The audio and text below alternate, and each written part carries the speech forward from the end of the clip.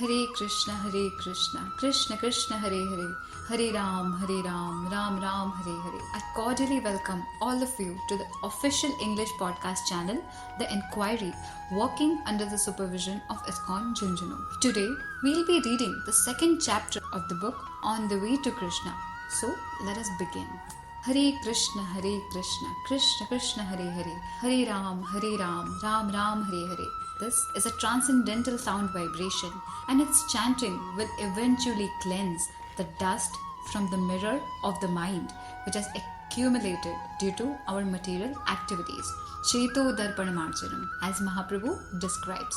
The cleansing of this dust will help us to realize our constitutional position of being a soul, and it will eventually lead us to eternal happiness. Once our consciousness is purified, the blazing fire of material miseries will be extinguished. Now, one of the purpose of Lord's descent to this material world is to douse this blazing fire by establishing dharma, as he propounds in Bhagavad Gita 4.7 and 8. Yada yada hi dharmasya glanir bharata abhyuthanam dharmasya tadadmanam srijamyaham paritranaya sadhunam vinashaya chadushkritam dharma samsthapanarthaya sambhavami yuge yuge. Whenever there is a decline in religious practice, O descendant of Bharat, and a predominant rise of irreligion, at that time I descend myself to deliver the pious and to annihilate the miscreants, as well as to re-establish the principles of religion on myself of pure millennium after millennium. The word dharma is sometimes interpreted as faith, but unlike faith, dharma is unchangeable. Our dharma is to dovetail our consciousness towards the Supreme Lord Shri Krishna and to serve Him. In this material world, we can see that everyone is serving someone because the service attitude, it is inherent to our constitutional position. Everyone is therefore a servant.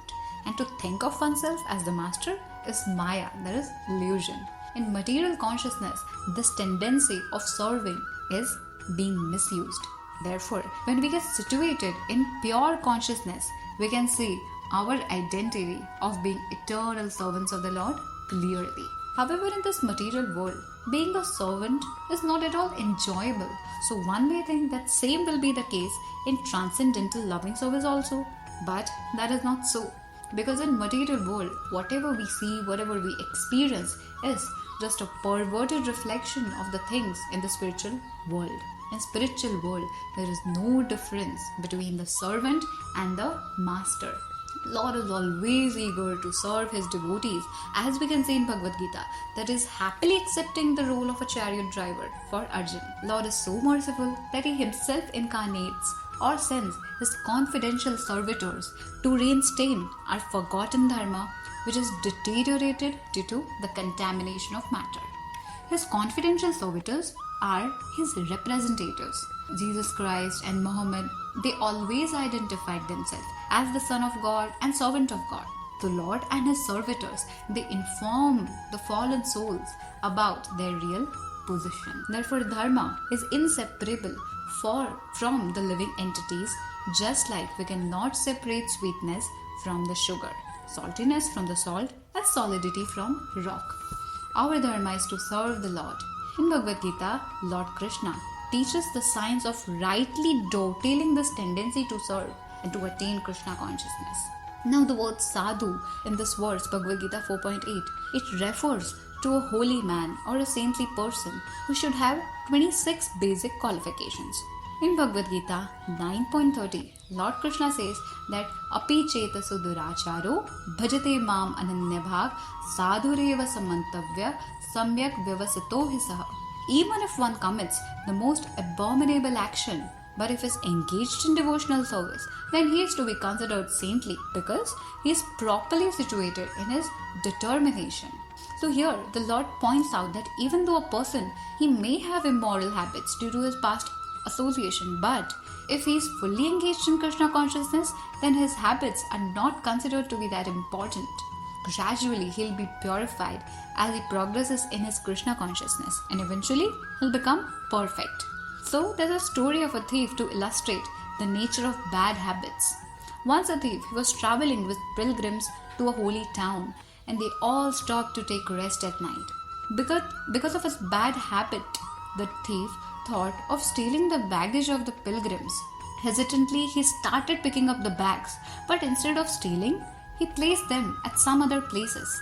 In the morning, the pilgrims found their bags from various places. The thief then apologized to them and told them that even though he had planned to steal their baggages, but he couldn't do so as he found it to be inappropriate. So the conclusion is that one may unwillingly end up doing things that he doesn't want to do because he is habituated. In the next verse, that is Bhagavad Gita 9.31, the Lord assures such struggling devotees. He says, Shipram bhavati dharmatma shashva shanti nigacchati Konteya pratijanihi name bhakta pranashyati.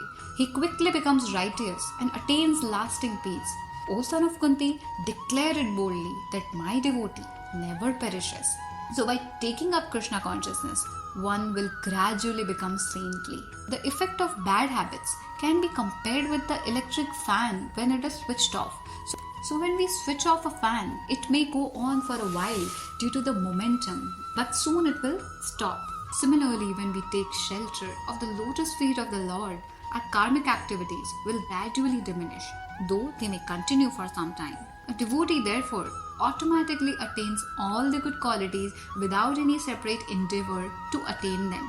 But as per Srimad Bhagavatam, without Krishna consciousness, all the good qualities, they are useless because they cannot stop the person from committing something wrong. In Bhagavad Gita 4.9, Shri Krishna says, Janma karma chame divyam evam yo veti tattvata tektva deham punarjanma naiti mameti. So Arjuna, one who knows the transcendental nature of my appearance and activities, does not, upon leaving the body, take his birth again in this material world, but he attains my transcendental abode, O Arjuna. Bhagavad Gita is a scripture and it should be accepted as it is in its entirety to gain complete benefit. So from Bhagavad Gita only we can understand that Krishna incarnates with some mission and he performs some activities, like we can see he sides with the Pandavas on the battle of Kurukshetra and he becomes a chariot driver of Arjuna. Now externally Krishna appears to be partial, but in reality it is not so. So this shouldn't be seen and understood with material consciousness. Krishna's birth and activities, they are transcendental as he proclaims here. They are not ordinary and mundane like ours. One who knows the transcendental nature of his birth and activities in truth, that is tattvataha, he will surely go back home, back to Godhead, and he'll enjoy a life full of bliss, knowledge and eternity. In Bhagavad Gita 2.22, Lord says, Vasansi jirnani yatha vihaya navani grihnati naroparani tatha sharirani vihaya jirnani anyani samyati navani dehi. As a person puts on new garments, giving up the old ones, the soul similarly accepts new material bodies, giving up the old and the useless ones. So this external body, it is like a dress. When it becomes useless, the soul accepts another body that is awarded to him as per his desire and the past activities. Therefore, the material body is not our actual body, but the spiritual body is the actual one. As described in Bhagavad Gita 2.13, Dehinosmin yatha dehe kaumaram yovanam jara tatha dehantara praptir dhiras tatra na muhyati. As the embodied soul continually passes in this body from boyhood to youth to old age, the soul similarly passes into another body at death.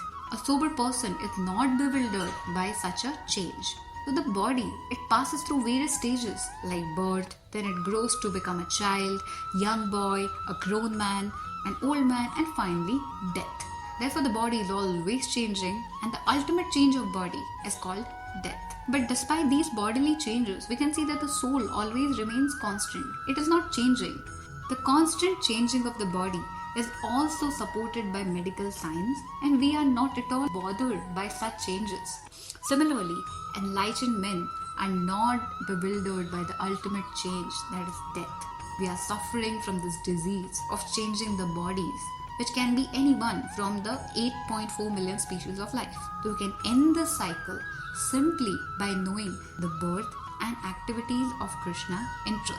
And only by the means of devotional service we can factually understand the transcendental nature of Krishna's birth and activities as mentioned by Krishna himself in Bhagavad Gita 8.55.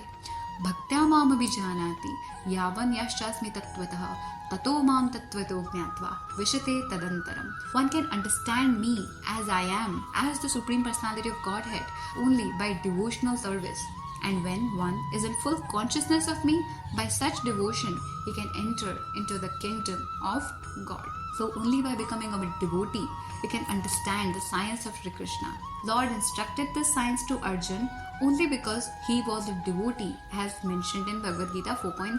Therefore, Bhagavad Gita cannot be understood by mere scholarship and by its academic study. The only qualification to understand it is to become Krishna conscious.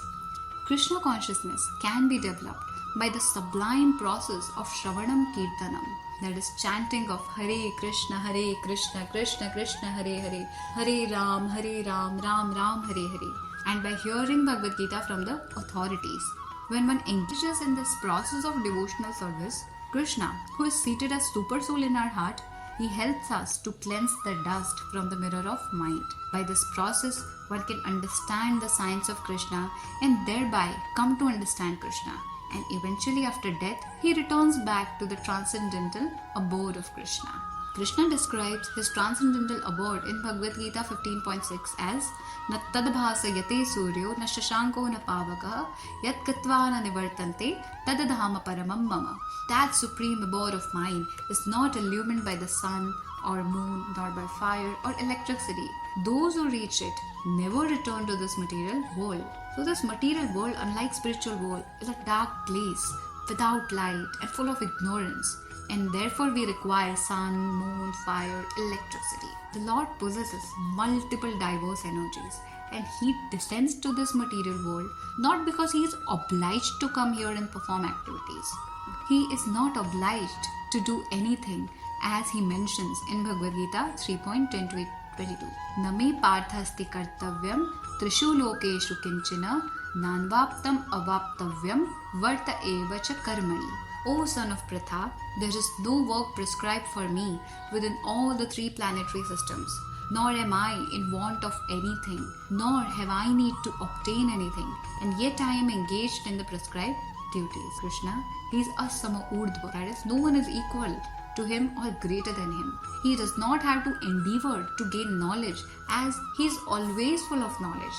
Such is his position. The only purpose of this human life is to understand the science of Krishna, which will eventually break the cycle of birth and death. Activities like eating, mating, sleeping, defending, and acquiring sense gratification, they are common to both humans and animals.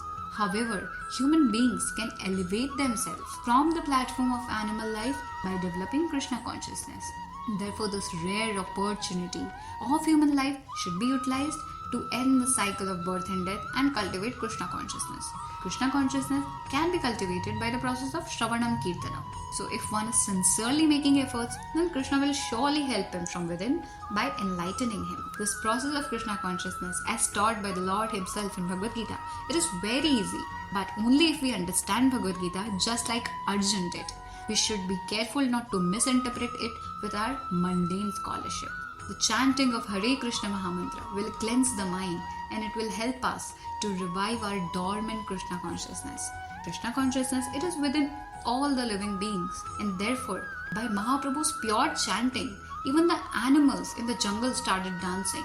So as we progress in our chanting, this purification will surely come. So here ends our second chapter of the book On the Way to Krishna. Please stay tuned for more such podcasts. We'll meet at the same time in the upcoming week. Till then, chant and be happy. All glories to Srila Prabhupada. Jaya Jaya Prabhupada, Prabhupada, Prabhupada, Jaya Jaya Prabhupada, Jaya Jaya Prabhupada, Prabhupada, Prabhupada, Jaya Jaya Prabhupada. Hare Krishna.